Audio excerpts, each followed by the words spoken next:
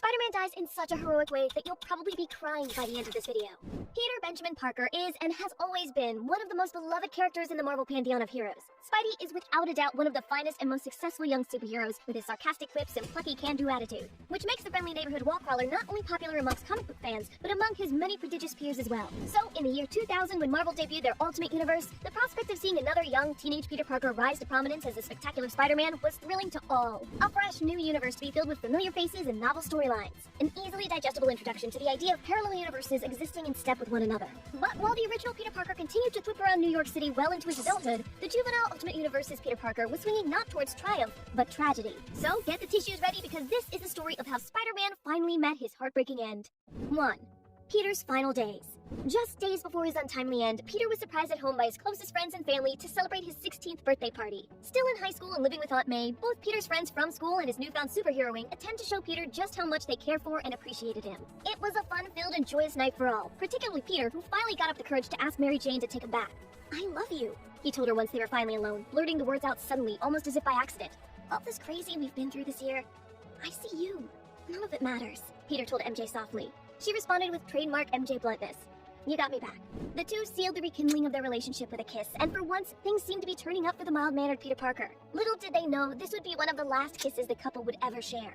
Meanwhile, in a high-security SHIELD prison at the Triskelion, the mutated part-time goblin Norman Osborn remains under the lock and key of the US government. And though his body is suspended in his cell, his brain thinks freely of all the ways he hopes to one day kill his imprisoner, Spider-Man. Evidently, S.H.I.E.L.D. heavily underestimated Osborn, as soon after he awakens, he quickly regains his goblin powers and proceeds to bust out of the prison as though it were made of paper. During his escape, the goblin spares no expense as he rips and bursts through the walls built to contain him.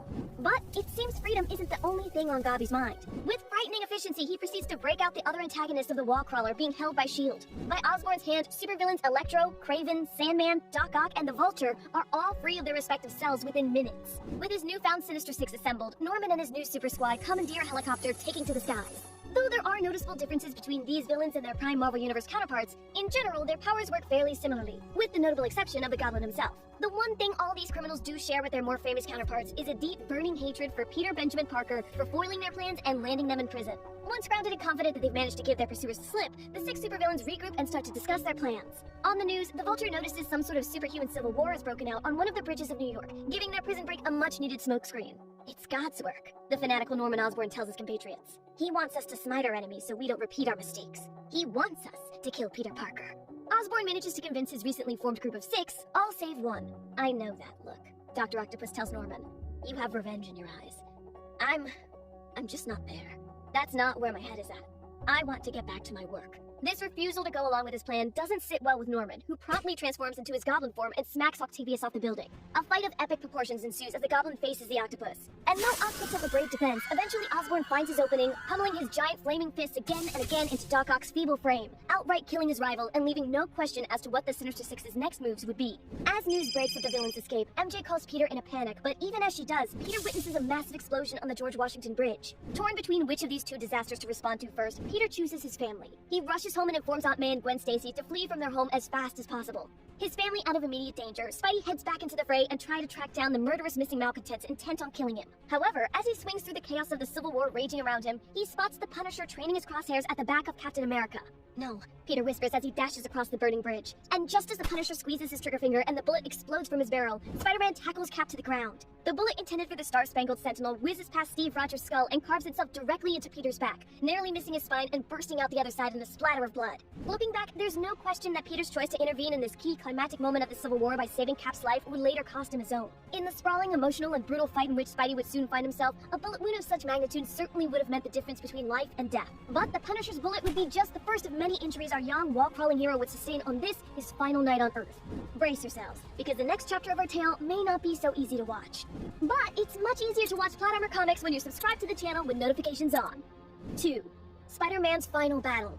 As Peter slowly but surely bled out on the bridge, the group of villains intent on murdering the young man finally reached the Parker residence. There they found not their intended target, but two other teenage superheroes Peter had asked to keep watch over his house for the night. When the ne'er-do-wells arrived, they were met with the combined force of Iceman and the Human Torch, both of whom burst into action at the sight of the terrible troop. Now, Spidey has shared varying levels of closeness with these two heroes at different times in his life, and to be sure, Peter, Johnny, and Bobby have shared some close calls together within the Prime Marvel Universe. But in the Ultimate Universe, the three truly grew up alongside one another, creating bonds in their youth that in the Prime Universe wouldn't truly really form until they were much older. For this reason, the Ultimate Universe may have seen the closest these three teenagers have ever bonded. A friendship that culminated in the harrowing attack on the Parkers' house that one fateful night. Johnny Storm, in trademark fashion, wasted no time in quickly taking the fight to the meanest mug he could see, the Green Goblin himself.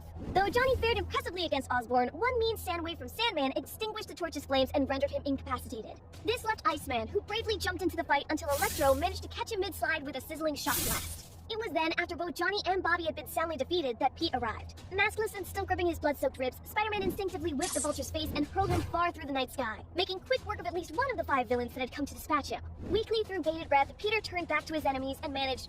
Who's... next? While Goblin was still laying out from his battle against the Torch, Peter somehow found the strength to stand against 3 of his fiercest rogues all on his own. While the whole neighborhood watched, Spider-Man stared down Sandman, Electro, and Kraven the Hunter. "Get him!" Sandman cried as the 3 barreled down on Pete. Reflexively, with the proportional speed of a spider, Pete knocked out a fire hydrant and directed the outpour toward the 3 oncoming attackers. Electro's powers kicked up a current through the deluge that electrocuted his allies and sent all 3 spasming to the ground. But Spidey's moment of victory wouldn't last long. Before he had a moment to himself, Sandman was back, nearly suffocating Pete in a landslide of sand and dirt. And as soon as Spidey removed himself from that battle, the Vulture came screaming back into the fight, carpet-bombing Peter and forcing him to take the brunt of the hits so as to save the civilian onlookers. After this, Spidey took a number of subsequent hits that sent him reeling down the street, losing copious amounts of blood from his bullet wound with each successive smack. As Peter lay near death on the ground, Electro stepped up to take the final blow himself.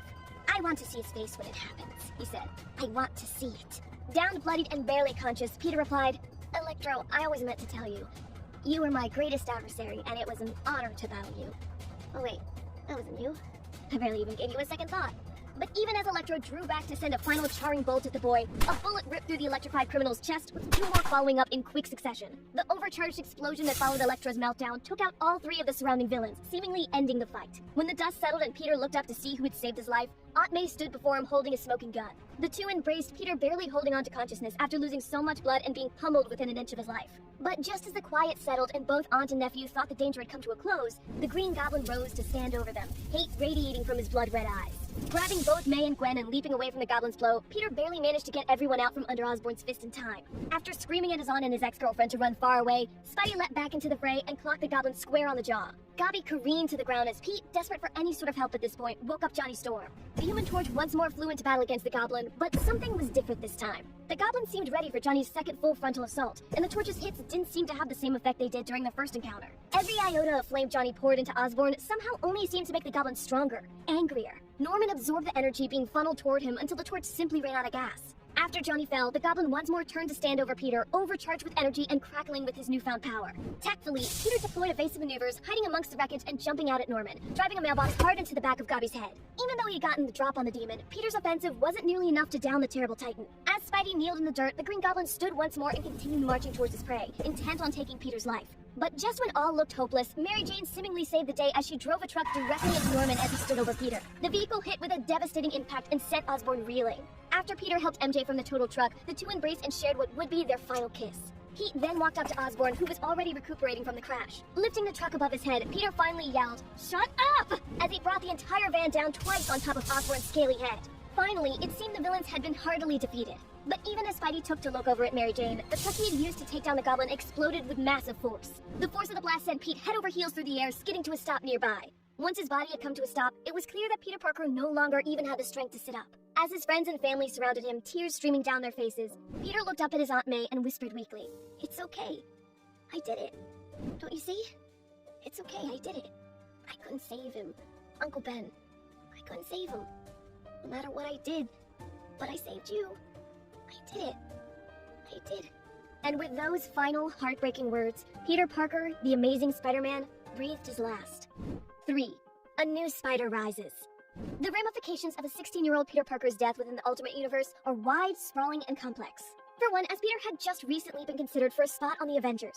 He had just begun to break into the Ultimate Universe's superhuman community at large, making connections and forging friendships that would have served him well as he grew into adulthood. But with his premature death, the lives of Iron Man, Captain America, Black Widow, and many others involved in the superhuman Civil War would never be the same. For some, this tragic moment would simply be another reminder of the inherent dangers of bringing children into a life of vigilantism. For in their eyes, this young man represented the best of them.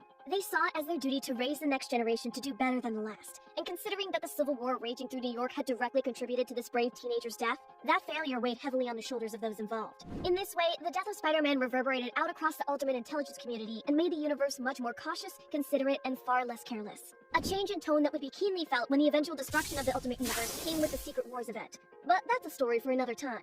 However, the largest and most impactful consequence of Peter's death has nothing to do with the internal workings of the Ultimate Universe. Indeed, the character that found his footing in the wake of Peter's death would not only change his own universe, but would change the history of Marvel Comics as we know it. We're of course talking about the one and only Miles Morales. Though he's now solidified his spot alongside Peter as a Spider-Man in his own right, it was Peter's absence in the Ultimate Universe that provided the original proving ground for Marvel to debut their newest Spidey. Miles and Peter can clearly operate alongside each other with no friction or contradiction whatsoever, as movies, TV shows, and plenty of comics have since shown us. But when Miles originally took the stage, it was in a world without Peter Parker, a world that had just lost its Spider-Man. In fact, when Miles Morales was first bitten by the spider that gave him his powers, he eventually found himself 3 stalwart allies in 2 of Peter Parker's closest allies, Aunt May, Mary Jane, and Gwen Stacy.